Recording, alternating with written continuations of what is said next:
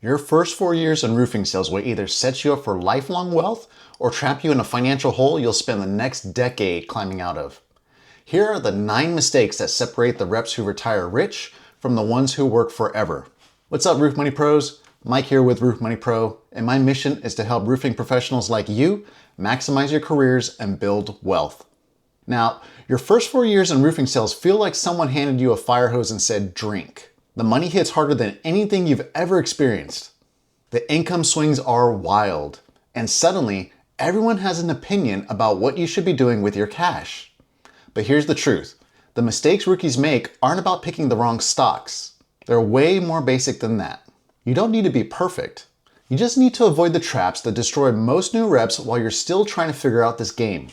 Inside this video, you're going to get the top 9 investment mistakes rookies and early career reps fall into, how variable income changes your entire investing plan, what to prioritize before you ever buy an investment, the financial traps that ruin first-time high earners, and the simple systems to keep you on track even in the slow season. And if you want to stay up to date with financial strategies tailored to roofing pros, then go ahead and hit that subscribe button because we're just getting started. The first mistake new roofing reps make is jumping straight into investing before building any kind of financial cushion. You close your first few big deals, suddenly there's $5,000 sitting in your account, and everyone's telling you to invest it or you're missing out on compound interest. Here's what actually happens. You throw that $5,000 into stocks or index funds feeling like a financial genius. Then 2 months later, it's the slow season or deals are falling through and you've got $400 in your checking account with rent due in a week. Now you're forced to sell those investments at whatever price they happen to be that day. Maybe you're down 10%, maybe you're up 5%. Doesn't matter because you need cash flow. You just turned investing into expensive panic mode selling. Volatility in roofing income requires a stronger buffer than most people need. If you had a salary job paying $60,000 a year, a 3-month emergency fund of around $15,000 would be solid. But when you're pulling $8,000 one month and $2,200 the next, that same $15,000 disappears way faster because there's no guaranteed baseline income coming. Ideal cash reserve amounts for roofing sales reps should be higher. You need at least 4 to 6 months of living expenses saved before you start investing. And those months should be calculated based on your lowest income months, not your average. If your rent is $1,500, car payment is $400, insurance is $200, food is $400, and other basics are $500, that's $3,000 per month minimum. 6 months means $18,000 sitting in a high yield savings account before you ever invest a single dollar. The slow season plus no savings equals forced liquidation, and it's a trap that destroys wealth. You see, you end up selling investments when you need cash, which is almost always the worst possible time. The reps who build wealth keep their investments invested for years or decades. The reps who stay broke are constantly pulling money out to cover basic expenses. Build your first buffer fast when you're new. Yeah, it might mean delaying investing for maybe 6 months or a year depending on your sales experience. But once that buffer is built, you're unstoppable because you'll never be forced to sell investments in a panic again. Now this one crushes new reps every single April. You're making money for the first time in your life. Commission checks are hitting. You're spending on things you've always wanted. Then tax season arrives and suddenly you owe $8,000 to the IRS and you've got $1,200 in the bank. Whoops. The reason 1099 reps get destroyed in April is simple. Nobody's withholding taxes from your checks. When you were working hourly or on salary, taxes came out automatically. As a 1099 contractor, you get the full amount and you're responsible for setting aside taxes yourself. Most new reps forget this exists until it's too late. The danger of counting commissions as real income without accounting for taxes is that you're spending money that isn't actually yours. If you made $80,000 in commissions your first year, you probably owe around $20,000 to $25,000 in combined federal, state, and self-employment taxes. That means your real income was $55,000 to $60,000, not $80,000. If you spent like you made $80,000, you're now $20,000 in debt to the government. Tax obligations destroy early investing momentum when you finally start investing. Then April comes and you have to pull out all that money because you have to pay taxes. You're back at zero. Or worse, you didn't invest it and you just spent it. So now you're scrambling to find $20,000 you don't have. The 25 to 30% rule for tax allocation is your safety net. Every single commission check that hits your account, you immediately move 25 to 30% into a separate high yield savings account labeled taxes. Don't touch it. Don't invest it. Just let it sit there until quarterly estimated taxes or annual taxes are due. If you made $5,000 in commissions, that's about $1,250 to $1,500 that's going straight into the tax account. If you end up not needing all of it, great. That's a bonus you can invest after you file. But you'll never get caught short. Before you pay bills, before you invest, before you spend, taxes come first because the IRS doesn't care about your excuses. You're making good money for the first time, and suddenly everyone's telling you about crypto, day trading, or some can't-miss real estate deal. New reps jump into high-risk investments way too fast because they confuse a few good months with financial expertise. Common traps include crypto pumps where someone tells you Bitcoin or some altcoin is about to explode and you throw $10,000 in without understanding anything about the technology or market cycles. Or day trading where you think you can outsmart professional traders who've been doing this for 20 years, day in and day out, using algorithms and ultra-high-speed computers you can't compete with. Or sketchy real estate deals where a friend of a friend is raising money for a flip and promising 20% returns in 6 months. Variable income increases emotional decision-making because you're already on an emotional roller coaster with your paychecks. Big month hits and you feel invincible. You want to take that momentum and multiply it. I get it. So you gamble on high-risk plays that feel like they match your aggressive income. The problem with having big months and thinking it'll last forever is you start making investment decisions based on peak income, not average income. You think because you made $12,000 this month that you'll make $12,000 every month. So you commit to investments or upgraded lifestyle expenses that require that level of income. Then reality hits, leads and conversions tank. You make $3,000 the next month and you're stuck. Hype-driven investing wipes out first-timers and is so predictable. You hear about crypto when it's already run up 300%. You buy at the top. It crashes 60%. You panic sell at the bottom. You just turn $10,000 into $4,000 in 3 months. Or you start day trading. Win on your first few trades because the market happened to be going up that week. Think you figured it out, then lose everything when the market reverses and weren't following a defined strategy. The safer, proven alternatives roofing pros should start with to create a foundation are boring index funds. These average 8 to 10% annual returns over decades. Not exciting, not flashy, but they work. Save the high-risk gambling for after you've built a solid foundation of boring investments that are actually growing your wealth. This mistake is subtle, but it destroys consistency. Roofing reps need an allocation system, not just an investing account. You can't just throw random amounts of money at investments whenever you feel like it and expect to build wealth. Without a system, you're guessing. Big month comes and you invest $4,000. Slow month comes and you invest nothing. You end up averaging way less than you should because you're making emotional decisions instead of systematic decisions. Inconsistent income ruins set it and forget it investing because traditional advice tells you to automate a fixed dollar amount every month. Invest $500 on the first of every month and forget about it. Great advice for someone with a $5,000 salary. Terrible advice for someone making $2,000 one month and $9,000 the next month. Learning the difference between investing and spending is critical. Investing is putting money into assets that will grow over time. Spending is exchanging money for goods or experiences. New reps blur this line. They think buying a new truck is investing in their business when really it's just spending on a depreciating asset. The feast-style approach for forecasting, tracking, and allocations is specifically designed for variable income. You're building a financial infrastructure of bank accounts along with using percentage-based buckets instead of fixed dollar amounts. When a commission check hits, you're automatically splitting it across predetermined buckets. Taxes, living expenses, cash buffer, investing, business expenses, and of course, fun money. The percentages stay consistent even though the dollar amounts change month to month. Now, the 5-week course will help you get clarity and structure with a proven system for managing money with a volatile income. You can get more info on how to enroll in the course by hitting the link in the description. Dollar amounts fail, but percentages succeed with cash flow and increases consistency. It's simple. If you commit to investing $1,000 every month and you only make $2,000, you're investing 50% of your income and you can't survive. But if you commit to investing 15% of every commission check, that scales perfectly. $2,000 a month means $300 invested. $8,000 a month means $1,200 invested. You're always contributing without destroying your ability to pay bills. This ties directly into the previous mistake, but it's worth breaking out separately because it's so common. Traditional fixed dollar cost averaging doesn't work for roofing reps because DCA was designed for people with predictable paychecks. Invest $500 on the 15th of every month. Simple, effective, and possible when your income swings 40 to 70% month over month. The benefit of percentage-based investing allocations is flexibility without sacrificing consistency. You're still investing every single month. You're still building wealth, but you're doing it in a way that works with your income reality instead of against it. Here's how to build a flexible, sustainable investing rhythm that starts with determining your baseline percentage. Figure out what percentage you can invest even during your worst months without creating financial stress.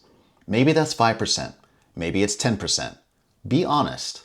When you have a big month, you can invest a higher percentage of the excess income. You're capturing big months without pressuring yourself during slow months. Real estate is the investment everyone tells you to chase. And yeah, real estate builds wealth. But new roofing reps rush into property ownership way before they're ready, and it destroys them. Reps rush into real estate after big months because a $10,000 commission check makes you feel rich.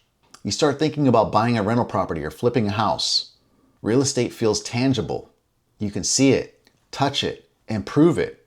Stocks feel abstract. So new reps gravitate towards real estate even when they don't have the foundation. The dangers of underestimating cash reserves and repairs are massive. You buy a $150,000 rental property. You put 20% down, which is $30,000. That wipes out most of your savings. Then the AC unit dies 2 months later. That's $5,000. Then the tenant stops paying rent and you have to evict them. That's 3 months of lost income plus legal fees. Suddenly, you're $15,000 in the hole and you don't have the cash flow to cover it because you're in a slow season with roofing. Inconsistent income affects financing because banks don't exactly love lending to people with variable income and no track record. You'll need larger down payments, higher interest rates, and you'll get denied completely if you can't show consistent income history. And even if you get approved, you're committing to a fixed mortgage payment every month when your income isn't fixed. When real estate actually makes sense is after you've built your cash buffer. You understand your average monthly income and have been tracking your finances consistently. And you have enough extra cash flow that a $10,000 unexpected expense or a few months of vacancies won't destroy you. Steps to prepare before your first property include saving a down payment that doesn't wipe out your emergency fund, building a separate property emergency fund of at least $10,000 for repairs and vacancies, getting pre-approved to understand what you actually qualify for, researching markets and running real numbers on cash flow instead of just hoping it works out, and making sure your primary income is stable enough to cover the mortgage even if the property sits vacant for 3 months. New reps get confused about account priority. They start investing in a taxable brokerage account while ignoring their Roth IRA. Or they max out a traditional 401k while carrying $15,000 in credit card debt at 24% interest. Roth IRAs are often smarter for early career reps because you're probably in a lower tax bracket now than you will be later in your career. Paying taxes now and getting a tax-free growth for 30 or 40 years is powerful. Plus, you can pull out your contributions anytime without penalty, which gives you flexibility if you hit a genuine emergency. When solo 401ks make more sense is when your income gets higher and you need the bigger contribution limits and the immediate tax deductions. If you're making $40,000 in your first year, Roth IRA is perfect. If you're making $120,000 in year 4, solo 401k becomes essential. Check out my previous video on Roth IRAs and solo 401ks for more information and examples. Now keep in mind that you shouldn't max tax advantage accounts while you're in debt because you're prioritizing the wrong thing. If you got $20,000 in credit card debt at 22% interest, paying that off is a guaranteed 22% return. No investment is going to reliably beat that. Handle high interest debt first, build your cash buffer second, then start maxing retirement accounts. The ideal order of operations for investing your early years goes like this.